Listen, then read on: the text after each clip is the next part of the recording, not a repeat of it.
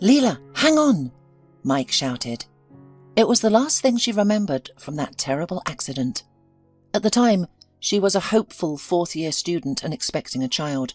A massive traffic accident on the bridge 10 years ago took the lives of 7 people, including Leela's unborn child. She was saved by doctors who fought for her life for 5 hours. "Well, you held up well," an elderly doctor said, sitting on a chair near Leela's bed. "You will live, but you might not have any more children due to the extensive damage. Everything will heal, but the question is how. Nevertheless, you're very lucky. I think fate should give you a special lottery ticket for such a bad accident." The day was etched in Leela's memory forever. The doctor's words came true. Years later, she became the wife of a businessman. People often say that it is wives who shape their husbands into who they are. These women are admired, but few consider the cost of becoming the partners of successful men. Rising from the bottom is not an easy path, as it requires sacrificing the quiet life. Leela went through the same experience. She dropped out of her college against the protests of the teachers and immersed herself in her husband's business. Mike was building a small business for the production of furniture. "Why are you sacrificing your life and career?" Leela's friends asked. "What's the point of putting all your eggs in one basket? How is Mike better than you? You're on track to graduate with honours. Let him think about providing for you while you continue to study." "I understand all your concerns and arguments, girls," Leela reassured her worried friends. "It was his idea to start the furniture company, so I have to compromise." "What if he becomes rich and leaves you, like most successful men do?" her friends insisted. "Oh, come on. He loves me and would never do that," Leela replied with a smile, already thinking about the delicious meal she would cook for her beloved Mike. Seeing that Leela didn't need their advice, her friends washed their hands of the situation and anxiously watched as she sacrificed her life for a man. Even Leela's parents were unhappy with her decision. Her father, in particular, wanted to see his daughter independent and successful. However, Leela was too happy and inspired by her husband's dream to take seriously the concerns of her loved ones. As for Mike, he didn't care about the disapproving glances from Leela's acquaintances at all. He was totally immersed in his business. At first, he and his friend designed and assembled furniture in his garage. Slowly, they gained customers. Throughout it all, Leela was by his side, creating the real environment for creativity and career growth. Leela guided her husband through the challenges, set up partnerships, and built a client base. She was the driving force behind the rapidly growing furniture company, which could compete with major manufacturers within a couple of years. Customers trusted the quality of their products, and the range of furniture fulfilled every taste and budget, pleasing those with limited income. However, there was one thing that marred their otherwise blissful life: the absence of children. "Your tests are normal, and there are no issues on your side," the doctor said at the next appointment. "It seems to be a psychological problem." "Why can't I get pregnant?" Leela asked. "It's all in your head," replied the doctor. "When you're calm and content, anything is possible." "But I am calm and I am content." Leela took offence at the doctor's words. "Are you sure?" the doctor asked quietly. She remained silent. Deep down, she knew the doctor was right. After all, she had worked as a women's doctor for decades and had learned to understand the psychology of his patients. "Well, what did the doctor say? When are you going to give us grandchildren? Your father is ill. Who knows how long he has left? He'd like to spend some time with his grandchildren before he dies." "Mum, don't say that," Leela reassured her. "Daddy will be all right, and I'll have time to give birth. You'll get the chance to complain about my kids' naughty behaviour." "Oh, I wish I could see the babies soon," sighed the mother. Leela's father died 3 months after that conversation. Grief-stricken, the mother didn't live a year after his death. So Leela was left alone, and apart from Mike, there were no other relatives. She sold her parents' apartment to invest the money in her husband's business. As the number of customers grew, the company's capacity needed to be increased. All possible loans had already been taken, and the banks were no longer willing to take the risk and provide the large loan Mike had hoped for. And then they faced an even bigger financial problem. "I told you not to buy those bonds. It was too suspicious," said Leela, when Mike complained about losing the money he had invested. "Well, a blind man could see it was a scam. Why didn't you listen to me?" "Oh, are you the only one who's so smart here?" exclaimed the husband. "I'm the owner of the company, and I decide where to invest." "I thought we were both the owners," Leela said, surprised. "But that's not the point now. We have to save money. Where's the rest of the money you withdrew?" "I invested in cryptocurrency. A colleague advised me," Mike replied. "You're crazy," Leela clutched her head. "It's dangerous to trust anyone. But why didn't you tell me what was going on?" "Calm down, eh?" Mike waved his hand and went to work. From that day on, their relationship began to strain. Or maybe they had been like that before. But Leela, immersed in the care of her husband and his worries, did not notice it. "Is this Leela?" A confident male voice interrupted her troubled thoughts. "This is your father's lawyer calling, Mr. Marshall. May I see you? It's about your inheritance." "Yes." Leela was surprised by the strange call, for she had received the inheritance from her parents 6 months ago. "Let's meet in an hour at the Cherry Cafe." Leela sat at a table in a familiar place from her childhood, where she used to go with her parents as a little girl. An elderly man in an austere suit and a leather briefcase in his hands approached her. "Are you Leela?" he asked. "But that's an unnecessary question. You look so much like your daddy." "Have you known my father?" Leela wondered. "Like the back of my hand," smiled the lawyer. "He trusted me completely. I'm retiring now, but I have one more thing to complete. To discuss your father's will with you." "Haven't I got everything?" she wondered. "No, since I am here now," replied Mr. Marshall. "Your father managed his money, which he accumulated by playing the stock market, quite cleverly. He knew that in a fit of emotion you would give everything to your husband. And your father didn't trust Mike, as you know. He predicted that you'd be left with nothing, no means of livelihood, no parents' apartment. And the apartment has already been sold, right?" "Yes," Leela said, dumbfounded. She was shocked that her dad had thought it out all so carefully, and even after his death wanted to help his daughter. "Here is the account that is yours alone.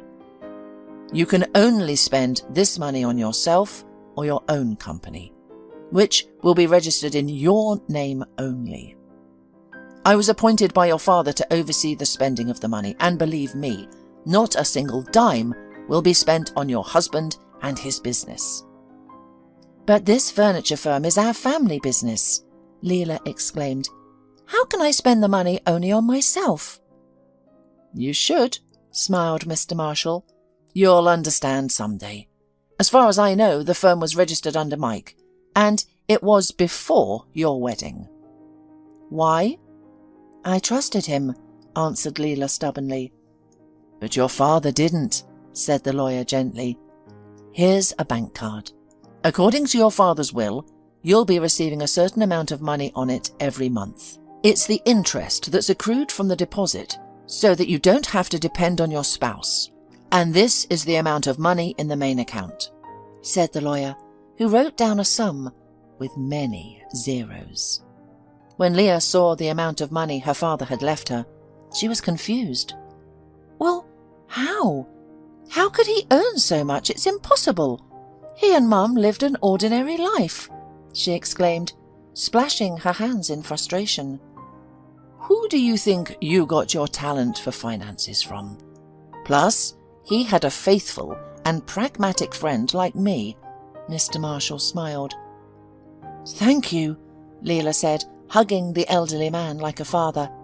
Tears welled up in her eyes, and she cried. "I miss him and Mum so much." "Me too, my girl, me too," the lawyer replied, bidding farewell and heading home. Leela flew home as if on wings. She wanted to share the news of her newfound wealth with her husband. However, to her surprise, he didn't seem enthusiastic. "Your money is none of my concern," her husband replied dryly. "This lawyer and your daddy, they thought me worthless. He didn't show me any respect. He sat on the money, while I and you were bumping like a fly in the closed window. Good idea, father." "Don't talk about my father like that," Leela reassured him. "My parents have helped us a lot. I gave my all to your dream and we made it. Now you have your own company. What else can you dream of?" "Who asked you to give your all to our business?" Mike suddenly retorted, causing Leela's eyes to well up with resentment. "I have a dream, a son and a daughter, which you can't give me." The last statement struck Leela deeply, as if a red-hot knife had pierced her heart. She hadn't expected such cruelty from her husband. "But you know I can't have children because of that accident. And you had something to do with it as well, don't you remember? It was a miracle that you got away with it. They blamed the truck driver." "What's done is done," Mike replied, preparing to leave. "Where are you going? It's evening," Leela asked. "I'm going to the office. I have too much work to do, because I don't have a rich father who could give me money," Mike replied curtly, slamming the door behind him. Apparently, he couldn't forgive his wife for not being able to provide him with access to the money. As the evening grew late, Mike still hadn't returned home. Panic started to set in the woman's soul, but then Leela heard the key turn in the lock, and Mike entered the hallway. He was tipsy, something he had never allowed himself to do before on a weeknight. "Where have you been for so long?" Leela asked anxiously. "Where I've been, I'm not there anymore." Mike laughed drunkenly and went to sleep on the sofa without even taking off his shoes. Leela attributed Mike's behaviour to his upset about her father's inheritance and his lack of trust to Mike from the beginning. Therefore, she forgave this prank to her husband. As Leela undressed the sleeping Mike to put him to bed, she caught a subtle scent of women's perfume. Dismissing it as the scent of alcohol, she didn't pay much attention. Mike, Leela sighed. "What a child you are," she said, stroking his head. "Courtney, my girl, Sonny, daughter," Mike mumbled incoherently in his sleep. Leela froze in surprise. "My poor Mike," she thought. "He's delirious about having children, and I can't give him any. He's already named his daughter Courtney in his dreams." And Leela wept bitterly, trying to stifle her sobs so as not to wake her drunk husband. In the morning, Mike was in high spirits, which couldn't be said for Leela. "Why are you so strange?" Mike asked, as if nothing had happened, while his wife prepared breakfast. "You look like you spent the entire night at a sports bar cheering for your favourite team." "If only," Leela replied sleepily. "Someone came home drunk from work last night. You wouldn't happen to know anything about that, would you?" "Why can't I have a drink with an old friend? We haven't seen each other in a long time," Mike retorted, taking offence. "A friend?" Leela inquired. "Is this an interrogation?" Mike suddenly exploded, causing Leela to shudder in fright. "I'll eat at work. At least there's no interrogation." And with that, Mike walked away, leaving Leela standing bewildered in the middle of the kitchen. In the afternoon, Leela decided to go to the store, which was not far from her husband's office. She wanted to please him with a sumptuous dinner and mend the rough edges that were appearing more frequently in their relationship. "Leela, it's good to see you." Carol, Mike's secretary, who had been with their company since its inception, rushed to meet her. "Hi, Carol. Why don't you come in to see us?" Leela asked. "I think Mike won't be happy to see me," she said in a conspiratorial wink. Leela found Carol's words strange. "Why are you walking around in the middle of the working day? Did you go for gingerbread and coffee?" Leela joked. "No, I resigned from my job a couple of months ago," said Carol. Why? Leela stood in surprise. Was the salary not satisfactory? We could raise it. There's another reason. Let's just say it has a moral background, she answered evasively. And who's in your place now? Mike didn't say anything. That's strange. There's a new secretary. Her name is Courtney. Carol replied, blushing. And I found another job. I'm getting used to it. I wanted to ask you, did you have a family celebration yesterday? I saw Mike buying a gorgeous bouquet of flowers and a huge teddy bear. No, he was at work late last night and then came home drunk, Leela replied. Are you sure? Carol asked softly and, saying goodbye, went on her way. This strange conversation had gotten into Leela's soul and would not let her relax. Dinner was ready, but she was not as glad as she had been in the morning. Vague doubts tormented her. Leela was afraid to directly ask where her husband had been last night and with whom. What if her suspicions were groundless, and Carol was only seeking revenge on Mike for her dismissal? Dinner was on the table, but Mike still hadn't arrived. He showed up on the doorstep 2 hours later. Leela had to reheat the roast. She put on a smile to hide her worries. Lots of work? Leela asked sympathetically, helping her husband take off his jacket. Her nose detected the familiar scent of expensive French perfume.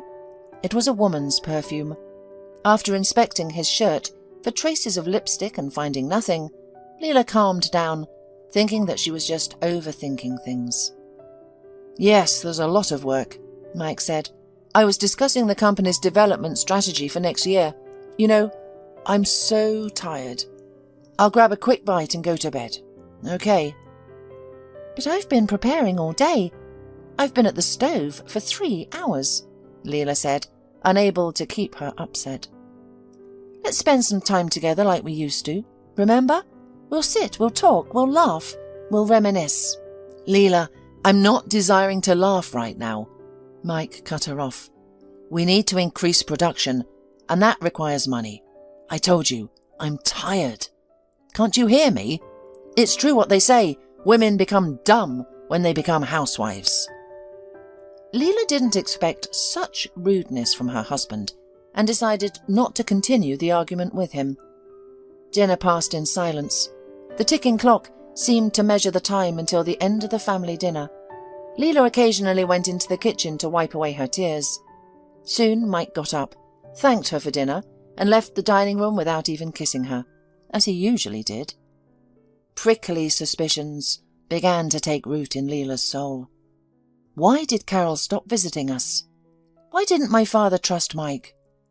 Who was involved in Carol's dismissal? These questions swarmed in Leela's mind without answers. She was going to find out the whole truth, certainly.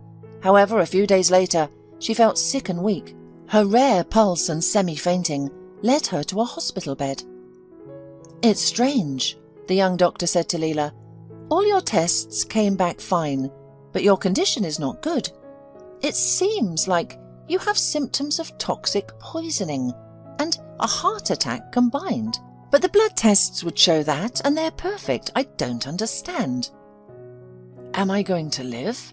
Leela asked quietly. You will, of course, but we need to know the reason for such a sudden fainting and weakness. What did you eat yesterday? Dr. Lithgow asked. Nothing much. A roast and a glass of red wine, replied Leela. I'm quite confused then. If you think I'm inexperienced, you can change your attending physician, the doctor said grimly. No, I'm fine with you. Perhaps it's the effects of an old injury from the accident, Leela assured the doctor. I don't think so, he said, but everything could be. I'll schedule an MRI and then we'll see. However, the MRI revealed no abnormalities in Leela. The doctors were at a loss, but they helped her recover. Leela was taken from the hospital by her friend. Mike didn't find time to assist his wife and didn't visit her during the 5 days she was undergoing examinations. This greatly offended Leela, and she decided to confirm whether her father was right about her husband. As she entered the house, she felt a sense of emptiness. The refrigerator was empty, and expensive champagne bottles were in the trash can. "And what were you celebrating so cheerfully while I was in the hospital, dear husband?" Leela asked aloud, facing Mike's picture on the mantelpiece. "It's time to expose you." "Just wait, hubby. You've never been intelligent, honey." Leela took a pen and a piece of paper, finally figuring out what she needed to do. Being skilled with technology, Leela had no trouble setting up a hidden camera in the niche of the fireplace, opposite the antique chest of drawers that her father had given her as a gift. She placed the important piece of paper in a folder, which she then hid in the top drawer of the dresser and locked with a key. She looked at the small silver key. "Daddy, thank you for this gift." Leela mentally expressed her gratitude to her father. "I think it will help me in this difficult situation. Now, I just have to wait for Mike. God give me strength." To make time pass more quickly, Leela decided to cook dinner for two, within the limits of her health. While the courier delivered the groceries, she went to the bedroom to choose an outfit for dinner. She wanted to look her best. Leela applied her favourite cream to her face and neck, enjoying its pleasant fragrance. However, she encountered a problem. All her dresses hung on her like hangers. She had lost a significant amount of weight. Looking in the mirror, she saw her sunken cheeks, black eyes that aged her, and thinning, dull hair. Leela also didn't feel well. She was constantly thirsty, even after drinking all the water from the carafe in the kitchen. The groceries arrived quickly, but preparing dinner turned out to be a challenge. Leela had to take breaks frequently as her hands trembled with weakness, and she longed to lie down and rest. She remembered her beautiful pearl earrings and wanted to wear them, but they were not in their usual place. At that moment, the front door slammed open, and Mike entered the kitchen. "Leela, are you home?" "Yeah, I'm here," she replied, coming out into the hallway. "Dinner is on the table. Wash your hands and join me." "How are you feeling? You don't look well." Mike looked at her as if seeing her for the first time. "I'm so-so," she replied. "Have you seen my pearl earrings? I can't find them. It's strange." "No," Mike replied briefly. During dinner, Leela told her husband, "Listen, something strange has been happening to me lately. I don't know how much time I have left to live." Leela noticed how intently her husband listened to her. "That's why I've made a will, but I have one condition." "What?" Mike exhaled. "The will is in my dresser. You must only open it after I pass away. Here's the key. Will you promise me?" Leela handed her husband the precious key. "Certainly," he answered quickly, but hesitating before adding, "Well, I hope that won't happen." The trap was set. Leela had opened it.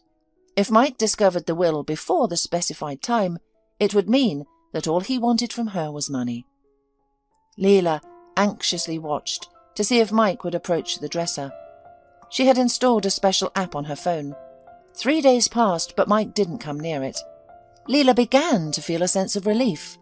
They resumed having dinners together, which helped calm her down. However, the mysterious illness resurfaced.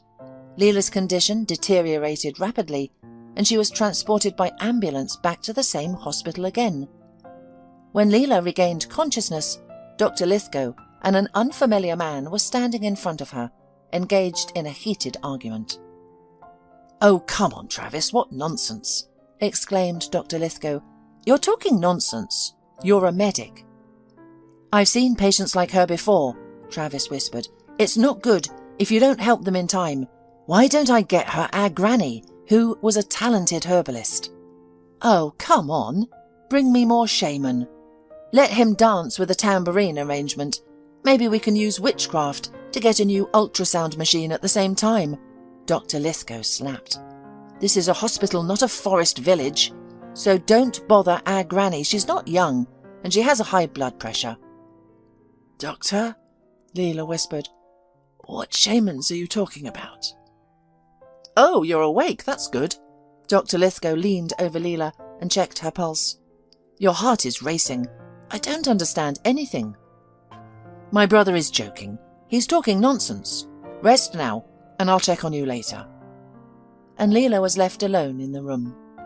This time, Mike had splurged and chosen the best ward for his wife, apparently to apologise for the last time when he had left Leela here alone. Between the procedures, she took out her phone and started watching the space where the dresser stood. She was afraid she would miss the moment when Mike opened the drawer. But nothing happened for a while, so Leela just observed her surroundings and thought she was wrong in her suspicions. However, her patience was rewarded. Leela clearly saw Mike walk over to the dresser and take the key out of his jacket. Suddenly, he looked around and smiled, welcoming, as if he had seen something beautiful. A young woman with Leela's pearl earrings in her ears approached him. "How could you?" Leela exclaimed, and her heart clenched. Her cry was not heard by the person it was intended for, but she heard perfectly what they were saying. "Courtney, I hope there will be good news for us," Mike softly said, which caused Leela's heartache. "Open it now, darling," Courtney demanded. "Actually, I was supposed to do it after my wife's death only, but for you, I'm ready for anything." Mike smiled. Voila! He skillfully pulled out the folder with the will. With hands trembling with greed, he opened the folder. A completely blank sheet lay before him. "I don't understand that stupid humour," Mike shouted and threw the sheet on the floor. "What is this? Where is the will? What does it mean?" "It seems like you've been tricked," Courtney grudgingly said. "How could you let her do that? You said you had it all worked out." "She knew I would open the will beforehand, so she suspected me," Mike concluded. "I can't stand her anymore. I'm sick of her." "Calm down," said Courtney. "You're scaring me, and it's not good to worry." Suddenly a sharp pain pierced her entire body, and Leela lost consciousness. "You frightened us," the male nurse said while giving her an IV. "It's good that you're awake." "Get Mr. Marshall, my lawyer. Here's the phone," Leela said, not even having the strength to hold the receiver. "Okay, I'll do it," the man said. Mr. Marshall arrived quickly. Leela told him everything, hiding nothing. He was concerned about her condition. "Leela, why didn't you tell me anything?" he said reproachfully. "You are on the edge. You have problems in your personal life, and not only that, you are seriously ill." "I didn't want to inconvenience anyone. I'm sorry," Leela replied quietly, her strength leaving her. "Dear Mr. Marshall, I ask for your help. Make a will in my name. All the money I received from my father after his death, I want to leave it to the Children's Fund. They will distribute it fairly. I didn't have children of my own, so at least I will help other people's children." "All right, I'll do whatever you ask," the man replied with trembling lips. "Are you sure you won't leave anything to your spouse?" "I will," said Leela. "I'll bequeath him my old dresser." Mr. Marshall couldn't resist laughing. "Even in such a situation you can make a joke. That's why your father adored you, and I understand him." When the lawyer had left, Leela thought for a moment. She used to worry only about her husband's well-being. And what did she get in return? There is no family, no children, and no faith in the future. That's what was left of their marriage. Even in his dreams, Mike talked about Courtney. A naive Leela thought he was dreaming of a daughter.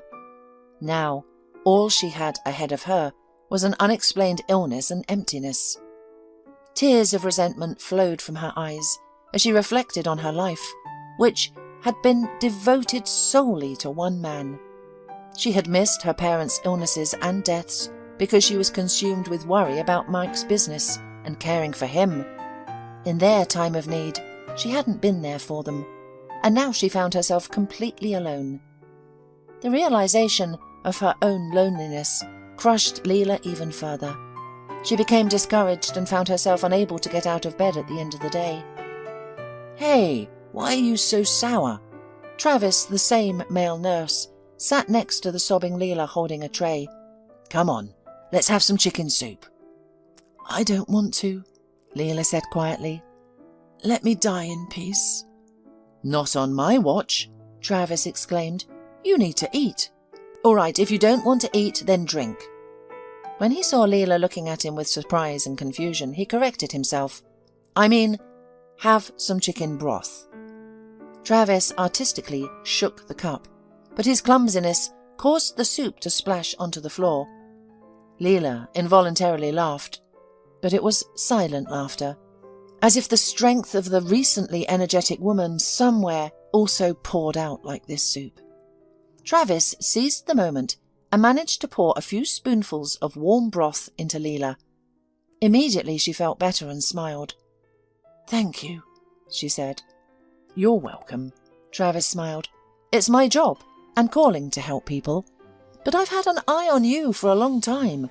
What's the matter? How did you end up like this? I think there's something wrong, and even though my brother is against it, I still want to offer you a solution. What is it? Leela wondered. To escape from here, Travis whispered. They won't heal you here. They don't know what they're doing. I have nowhere to go, she said quietly, tears streaming down her face. I'll take you to my grandmother. She's a healer and herbalist. She used to work wonders, but now she's old and doesn't practice anymore. But she'll help you for me, Travis assured her. Why do you want to help me? Leela asked. To be honest, I don't even know myself. There's something about you that has caught my attention. He shrugged. Well, do you agree? Time is working against you. Write a note saying that you're leaving the hospital voluntarily, or they'll call the police, and I'll be in trouble. All right, Leela replied briefly. She had nothing to lose. Late that night, at the agreed hour, Travis brought her some clothes. Leela changed into them. He lifted Leela, who was thin and light as a feather, into his arms and carried her out of the hospital unnoticed. They took a cab to Grandma Evelyn's house. The village where she lived was not far from the city. The house was covered in ivy, and fragrant herbs grew all around. Evelyn was sitting on a bench when she saw her grandson carrying Leela out of the car. She came over to help him. When Leela was brought into the house, she was laid on a high bed with a feather mattress. Evelyn gave her a medical decoction to drink, accompanied by prayers and incantations. Leela suddenly felt enveloped in a pleasant and relaxing slumber. Sleep, my dear, sleep, she said, hearing the elderly woman's soothing voice through her sleep. Leela slept for nearly 24 hours. She was awakened by the aroma of freshly baked goods and food. She felt a wild hunger, which seemed strange to her. She could feel her strength returning. Good morning. What did you give me to drink? Leela asked. It's a decoction made from the nettles gathered under the full moon, along with prayers to all the saints, Evelyn explained simply. It removes the evil that has been done to you, and there was a lot of it in you. I had to change your shirt 3 times. Leela examined herself. Indeed, she was lying in a long linen shirt, carefully embroidered by someone's caring hands. Thank you, she said quietly. There's no need to thank me. You should thank my grandson instead. A couple more days and you would have died in vain. And they fed you, my dear, with yellow toad poison. That's the kind of thing you find in our swampy marshes. No analysis would have detected the cause of the poisoning, and this poison weakens a person, taking away their strength and life, exclaimed the herbalist. But never mind. Now, I'm going to heat up the bath and cleanse you of any remnants of someone else's anger. And I've also made it so that your assailant will come to you, having found themselves. But who would do this to me? I've never hurt anyone, Leela exclaimed in amazement. You don't have to hurt people. Sometimes it's just enough to live well, sighed Evelyn. That's why people can get mad or envious. And you were poisoned by someone close to you. They put poison in your face cream. Your face and neck were the most yellow and sweaty. But there's still a lot of it inside you. Oh, Evelyn, help me, please, pleaded Leela. I'll give you as much money as you want. I don't need your money. I'm doing this for my grandson, Evelyn said with a smile. He must have taken a liking to you, and he's a good man. Leela's strength was gradually returning. By evening, she was able to get out of bed and move around. After a bath, where Evelyn performed a purification ritual, Leela began to feel better than before, like a phoenix rising from the ashes. When Travis arrived home after work, he was surprised to find Leela and his granny making dumplings together. "Wow!" he exclaimed. "Grandma, you've outdone yourself. Leela looked so sick. How did this happen? I'm so glad." "It was a professional job," Grandma joked, "but seriously, grandson, you brought Leela here just in time. By the way, how's your brother doing? Is he angry?" "Well, he's good," Travis grinned. "He left me without a bonus, saying it was for self-rule." "We'll have to give him a bath too to wash away his pride," grumbled Grandma. The next 3 days passed peacefully and tranquilly for Leela. She had never felt better. She enjoyed being in the village, the clean air, delicious food, the closeness to nature, and the simplicity and openness of the people. She decided to stay, much to the delight of Evelyn and Travis. The healer had been in need of a successor for a long time, and Travis had developed strong feelings for the beautiful and gentle Leela. But this idyllic period was interrupted by a visit from Leela's past life. Mike showed up, clearly not expecting to see Leela in good health, and he was unpleasantly surprised. "Well, hello," he said sarcastically. "So this is where you've been hiding. The hospital told me you had run away. How could you do that? You could have died without treatment." "Hello," Leela said. "And who, I wonder, is to blame for my illness? Do you happen to know? I have every right to leave anywhere, but poisoning someone is a serious crime." Mike turned pale. "What poison? I know nothing about it," Mike cried. "And you don't know anything about your mistress Courtney either, right?" Leela asked, no longer caring about her husband's infidelity. She realized she no longer loved him. "I have no mistress," Mike shouted, his face turning red. "But the camera footage says otherwise," Leela grinned. "Did you like my will? By the way, I filed for divorce. My lawyer will be in touch." "I'm glad to hear.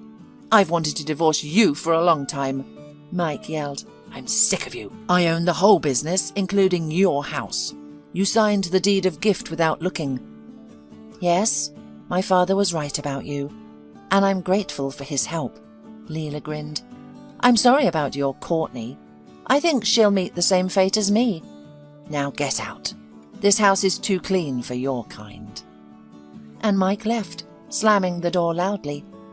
Leela could no longer hold back her tears and sobbed. Evelyn rushed to comfort her. "Don't be sad, my dear. You're still young and will start living again. God willing, everything will work out for you." She stroked Leela's head. "Look at how Travis looks at you. He can't take his eyes off you." "I think it's mutual," Leela confessed to the elderly woman. "Well, go and tell him," Evelyn smiled, "because he's tormented by his feelings." That same night, when the two hearts in love met, Leela and Travis worked things out between them and decided to get married as soon as Leela got a divorce. They didn't have long to wait for that. Mr. Marshall did everything so that Leela finally parted ways with her traitor husband. Rather than having a grand wedding, the couple opted for a modest ceremony at the registry office, surrounded by their closest friends and family. "I wish you nothing but joy in life, Leela," Mr. Marshall said, embracing the young woman. "Your father would approve of your choice. Travis is a worthy man." "Thank you," she replied. "We've also decided to open a small medical centre in the village. Currently, we don't even have a paramedic here, and the sick have to travel to town for medical services. Additionally, we want to establish an office for alternative medicine, with Evelyn in charge. However, it seems we'll need a special permit for that." "Don't worry, I'll handle all the paperwork," assured Mr. Marshall. Using your father's funds is the right thing to do."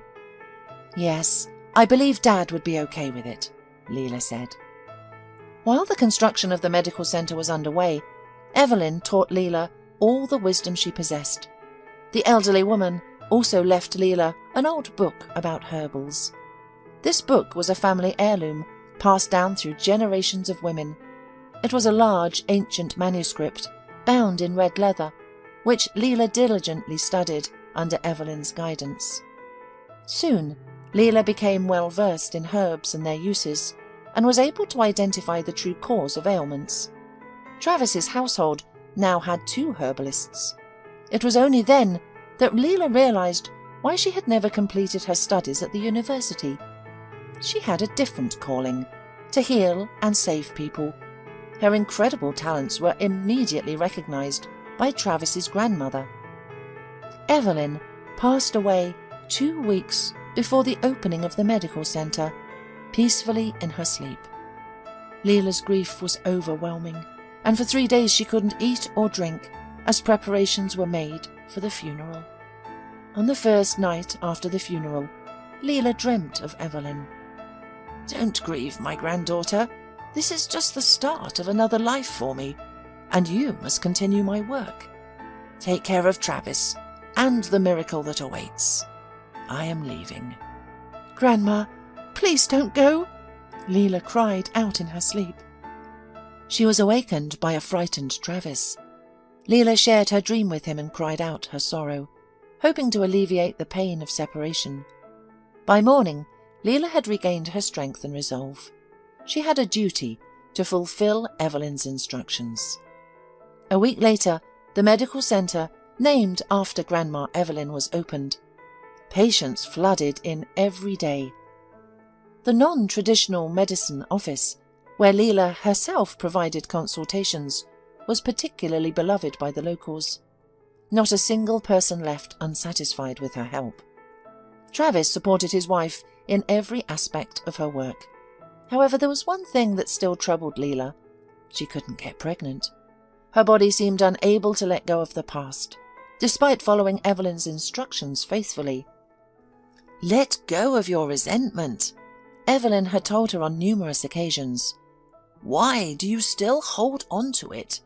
You must release the burden of those bitter memories. It's preventing you from becoming a mother." But Leela's heart still ached for Mike. "Leela! Travis!" People called her from outside the window. She quickly got dressed and went out into the yard. The coolness of the summer night greeted her. "What's going on?" Leela hurried to the crowd of fellow villagers. They parted, revealing an unconscious pregnant woman lying on a makeshift stretcher, her water having already broken. "Her car was parked on the side of the bypass road," said one of the locals.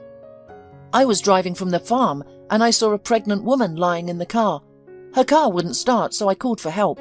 They brought the ambulance here, but it will take an hour and a half to arrive because the roads are muddy after the rain. Come on, Leela, do something, or the poor woman will die." Leela bent over the stranger and recoiled. It was Courtney, Mike's mistress.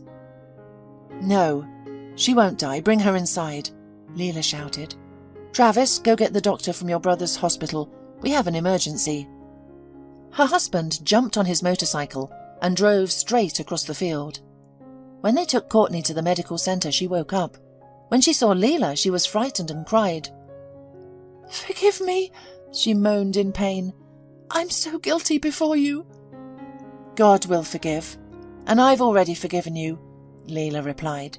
"Now, let's focus on the labour. We're going to save your children. And tell me how you got here. Why were you wandering alone at night?" "Because I am alone," said the mistress. "Mike was put in jail for hiding taxes and committing fraud. I asked him to stop, not to be greedy, but he wouldn't listen. So they confiscated everything from him. And we never got married. I was left with nothing. What's going to happen now?" "Everything will be all right. Don't be afraid," Leela reassured Courtney. "The good doctor will come and everything will be all right." But the doctor arrived only 10 minutes after the medical centre had filled with the cries of newborn twins, a boy and a girl. The labour was natural and went well, despite minor complications. Leela was overjoyed. She held the babies in her arms and cried, while Courtney silently looked at them, her lips pressed together, as if this happiness had not happened to her. The doctor examined Courtney and concluded that her body was fine. Courtney was transferred to the ward, and the twins were taken away to be cleaned up and swaddled. "What are you going to name them?" asked Leela, addressing the new mother. "I don't know." Courtney shrugged and turned her back to the wall. "All right, sleep and rest," Leela said, and closed the door behind her, leaving pomegranate juice and porridge on the table for the young mother. Leela spent the whole night with the babies, trying not to wake Courtney, who needed sleep and strength, before feeding the children. When she brought the twins into the room, she gasped in surprise. Courtney had left, leaving a short note that read, "I give up the children. They are yours, Leela. I can't raise them alone without Mike, and I don't want to. I'm sorry. Goodbye." That's how Leela became a mother to Evelyn and Jaden. She and Travis decided to adopt them. 5 years passed. "Mum," little Evelyn approached Leela, "why do all my friends in kindergarten have younger brothers and sisters and we don't?" "Don't get upset, honey, because you will have two," Leela said and smiled. "Yay!" Evelyn shouted. "How will it happen?" asked a dazed Travis. "Just like this." Leela laughed and showed Travis the pregnancy test she had taken the day before.